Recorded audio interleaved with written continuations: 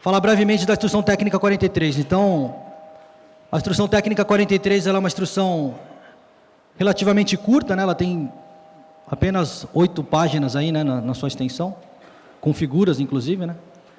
Entretanto, ela tem grande aplicabilidade, porque essa instrução ela se aplica a todas as edificações comprovadamente existentes, ou seja, anteriores, né, aprovadas ou construídas anteriormente ao Decreto 63. Então, na apresentação aqui eu separei alguns slides principais, principalmente o que mudou, né, da instrução técnica dessa última revisão, agora em 2019. Separei os principais pontos e alguns pontos nortes aí. Alguns pontos que são norte para que todos saibamos navegar aí, por assim dizer, na instrução técnica 43. Então, primeiramente, o objetivo. Né, o objetivo está no item 1. E tem como principal o quê? Estabelecer medidas para as edificações existentes a serem adaptadas, visando atender às condições necessárias de segurança contra incêndio. Então, esse é o objetivo principal da Instrução Técnica 43. A aplicação, né? O item 2.1, então, fala qual a aplicação dela. E ela diz aqui, no item 2.1, esta IT se aplica às edificações comprovadamente regularizadas ou construídas. Então, eu coloquei em negrito, né? Separei em negrito aí, que é o que é mais importante. Ou seja, para essa instrução técnica se aplicar, eu preciso comprovar que ela foi regularizada ou construída. Então, se alguma edificação foi aprovada na vigência do decreto anterior, aprovada ainda não construída, ela é regularizada. Então, ela também é existente, tá? É uma pergunta comum aí. E a construída, por razões óbvias, ela também é existente. O item 2.2 também fala da aplicação, ele diz o quê? Nos casos de edificações já licenciadas pelo Corpo de Bombeiros, sem acréscimo de área, altura ou mudança de ocupação, né, ou divisão, podem ser mantidas as exigências com base no regulamento da época, ressalvadas as adaptações. Então, ao final aqui da apresentação vai ter um fluxograma, e lá vai estar bem claro o que deve ser adaptado. Então, esse item ele diz o quê? Se não houver mudança, ampliação de área ou altura ou mudança de ocupação, a edificação atende à legislação da época da sua construção ou da sua regularização, né? Mais algumas adaptações básicas. Então, separei em azul aqui o item 2.3. 2.3 é um item que foi acrescido agora nessa última revisão, né? Ele diz o quê? Ele diz que não se aplicam as adaptações da T43 às edificações comprovadamente regularizadas ou construídas anteriormente à vigência do Decreto Estadual 63.911, né, que é esse último, desde que já tenham sido alvo, já tenham sido objeto de adaptação anterior, por exigência de norma, né, e que não tenham sofrido mudança nas suas características de aprovação. Ou seja, não tenha mudança de ocupação, uso, ampliação de altura, área ou alguma outra. Então, esse item diz o quê? Esse item foi acrescido por qual motivo? Então, eu tenho uma edificação hoje que ela tem que ser adaptada, e daqui 10 anos, ou daqui 15 anos, ou numa próxima revisão, a Instrução Técnica 11, como exemplo, ela mude a rota de fuga, que é uma adaptação que tem que ser feita pela T43. Então, esse item visa o quê? Evitar que essa edificação que já foi regularizada, já foi adaptada uma vez, ela tenha que fazer daqui 5, 10 anos uma nova adaptação. Tá? Esse é um item também que já tinha, inclusive, no COI, né? No Código de Obras e Edificações do município de São Paulo. Então, ele foi acrescido aí por uma questão de não fazer a edificação se adequar 2 vezes, se ela não tiver mudança nas suas características. É um item acrescido. Item 2.4, ele é um item que já existia, né? Ele faz assim, no caso de edificações de área de risco não licenciadas anteriormente pelo Corpo de Bombeiros, as medidas de segurança contra incêndio devem ser adaptadas conforme estabelecido nessa instrução técnica. E quando não contempladas, devem atender às respectivas IT. E também é um item importante. Quando não está contemplado, atende à legislação vigente. Ainda falando da aplicação, né? O item 2.5 é uma consulta técnica que já existia, então, consulta técnica emitida pelo DEPREV, em que estabelecia o quê? Que prédios existentes, eles podem adequar suas saídas de emergência, né, e shafts na próxima renovação de AVCB. Então é um prazo, essa consulta técnica dava um prazo para a edificação que é antiga. Nesse item de adequação de saída de emergência e selagem de shafts, poderem ser orientados, ou seja, poderem ser adequados para a próxima renovação de AVCB. Então isso foi incorporado, nós trouxemos isso para a Instrução Técnica 43 e é vigente para, é válido já hoje. Lembrando aqui que tem que ser apresentado um termo de compromisso, né? Então isso aqui, se eu tenho uma edificação existente, ela está se regularizando junto ao Corpo de Bombeiros, ela necessita daquele AVCB, mas ela tem que fazer a sua adequação da rota de fuga, a adaptação que ela tem que fazer, o bombeiro vai dar esse prazo de renovação de um AVCB, né, vamos supor que sejam de 3 anos, então esse prazo de 3 anos para que no próximo AVCB essa edificação já esteja adaptada, tá? Para isso, o proprietário responsável pelo uso apresenta um termo de compromisso, tem um modelo também no site do Corpo de Bombeiros. O item 4 fala de definições e conceitos, né, também são importantes para a gente entender aí. Ele define aqui, né, o que é mudança de ocupação ou uso, né, então é muito comum a pessoa perguntar o que significa dizer. Então temos o conceito na IT 43 e é taxativo, né, ele diz o que é mudança de ocupação ou uso. Quando a troca de atividade exercida no local, devendo ser contempladas as tabelas, né, 6A a M.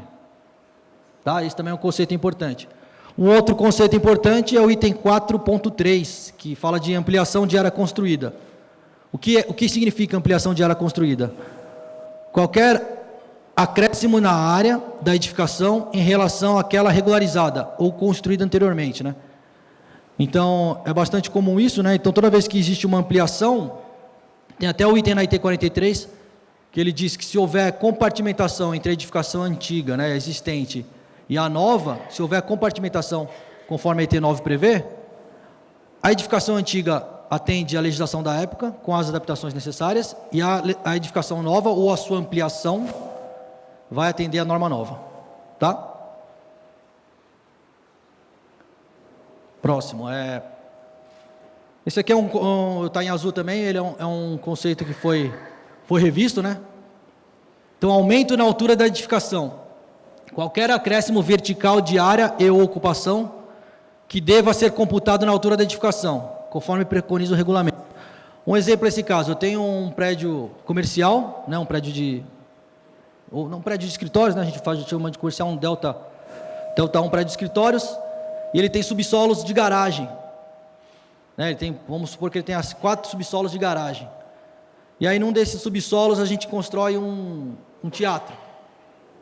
Ou constrói um depósito grande, ou um call center, como já vimos alguns casos práticos. Pelo decreto, o subsolo ocupado como garagem, ele não entra na altura da edificação. Entretanto, ocupação diferente de garagem, ele entra na altura da edificação. Então, isso, não houve ampliação de área, mas ele houve ampliação de altura, no conceito de altura. Então, nós remodelamos aqui a definição para se adequar a todos os casos. Então, visando esse tipo de alteração, nós mudamos a definição aí de aumento na altura da edificação. Tudo bem? O item 4.5, até no intervalo alguém me perguntou, né? É um item que foi acrescido, é um item novo. Ele versa sobre documentação comprobatória, né? Então as pessoas, eu preciso comprovar que a minha edificação é existente. Como é que eu faço isso? Definimos então o que é documentação comprobatória. Então, o que é? Um documento oficial, temos até alguns exemplos, né? Uma planta aprovada na prefeitura, uma planta aprovada junto ao Corpo de Bombeiros, um AVCB, né? Entre outros, que comprovem obrigatoriamente a área, a altura e a ocupação da época. Então, para que a edificação ela seja comprovadamente existente, para que ela seja considerada existente, eu preciso apresentar esse documento aqui, ó. Tá? E o que é esse documento aqui? É o que nós citamos nessa definição. A revisão anterior não tinha. Então vamos lá, eu falei do fluxograma, né? Nós vamos mostrar ele ao final. Separei aí como importante o item 6.3, que são as exigências básicas aí, né? Então, para esse caso aqui, o 6.3, eu trouxe ele primeiro, né? Tem o 6.2 também, mas eu trouxe ele primeiro por quê? para edificações com área menor de 750 metros quadrados e altura inferior a 12. Então, temos as medidas de segurança contra incêndio aqui, né, que são obrigatórias, que são básicas para todas as edificações. Então, se uma edificação é existente e ela não possuía alguma dessas medidas de segurança contra incêndio, ela tem que adequar. Tudo bem? Então, temos aqui extintores, iluminação, sinalização, entre outras aqui, né? Tem uma observação aqui do F11 ao final. Está em azul, né? Mas na verdade foi só uma adequação aí da nova divisão que criaram, né? Que é de boates, casas noturnas. E ela foi contemplada aí também. Como eu disse anteriormente, o item 6.2 é a mesma coisa, só que ela fala para quê? Para edificações com área superior a 750 metros quadrados e altura superior a 12 metros, tá? Então pode ver que aqui algumas medidas, tem mais medidas do que a slide anterior. Então, essas aqui são algumas medidas. As edificações maiores, né, com mais altura e maior área, tem como exigências básicas essas aqui, são algumas a mais aí. E também figura aqui o F11, que é a nova divisão. Agora o item 7, né, o item 7 fala propriamente sobre adaptações, né, o item 7 é o que vai versar sobre quais medidas têm que ser adaptadas em quais casos, né. Eu separei um item importante aqui, que é o 7.11, é muito comum, que é a escada de segurança, que é o 7.1.1. Acho que todos os senhores aí que trabalham na área já devem ter se deparado com isso. Quando a edificação possui largura de escada inferior ao que está previsto na IT 11. Então, 7.11 fala o quê? Largura da escada. Caso a largura da escada não atenda IT 11, que é a saída de emergência, né? Devem ser adotadas as seguintes exigências. Então, a lotação a ser considerada no pavimento limita-se ao resultado do seu cálculo, né? Então, isso é permitido para edificações existentes, com a exceção da divisão F11, né, que eu falei aqui, boates, casas noturnas, danceterias, discotecas e assemelhados.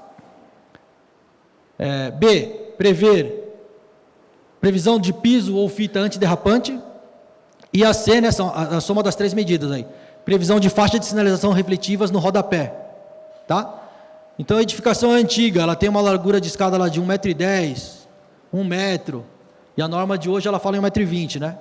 Ela apresentando a documentação comprobatória de que ela é existente, né, que é o que a gente falou, eu aceito que ela tenha a largura inferior ao 1,20 m que está previsto na ET 11.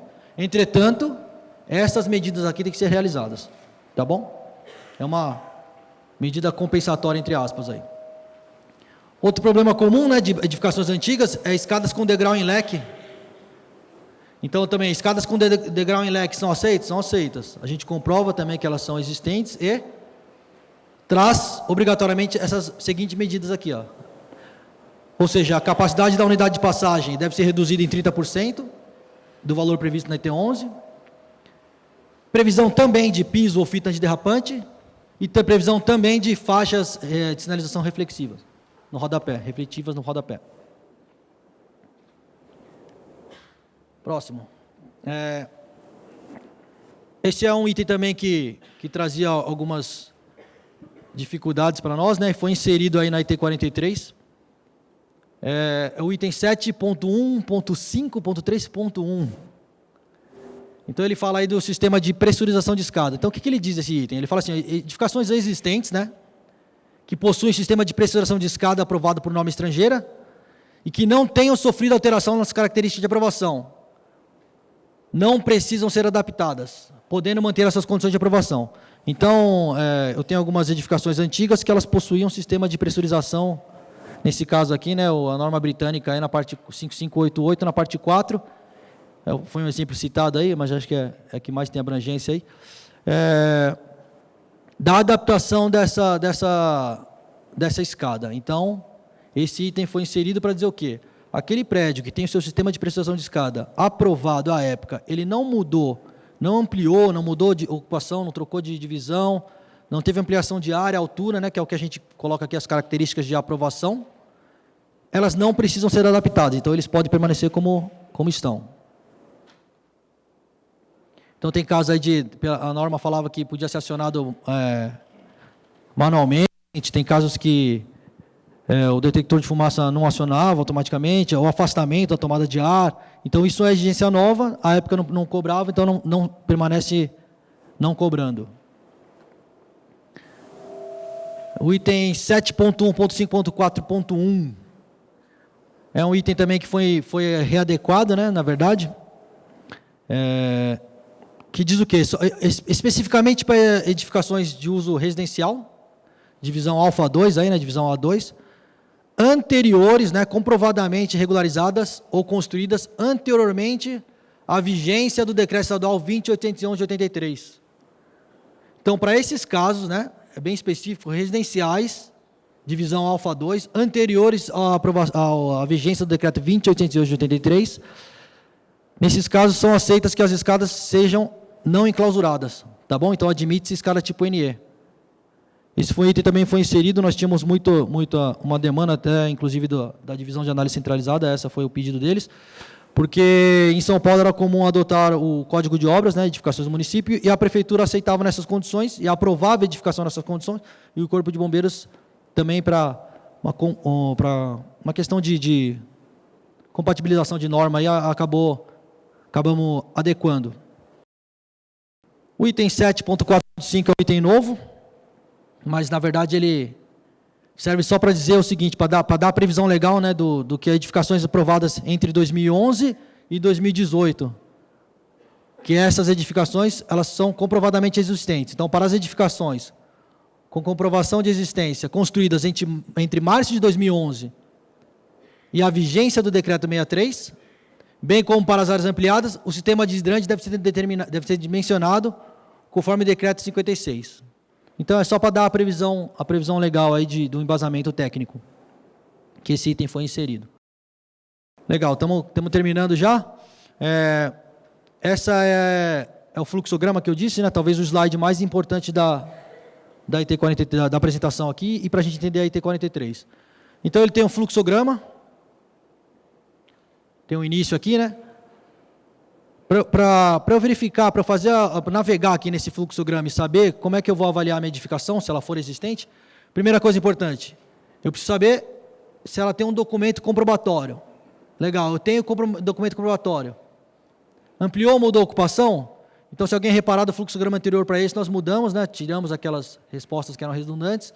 Colocamos aqui, ó, se não, ou seja, não ampliou ou não mudou a ocupação.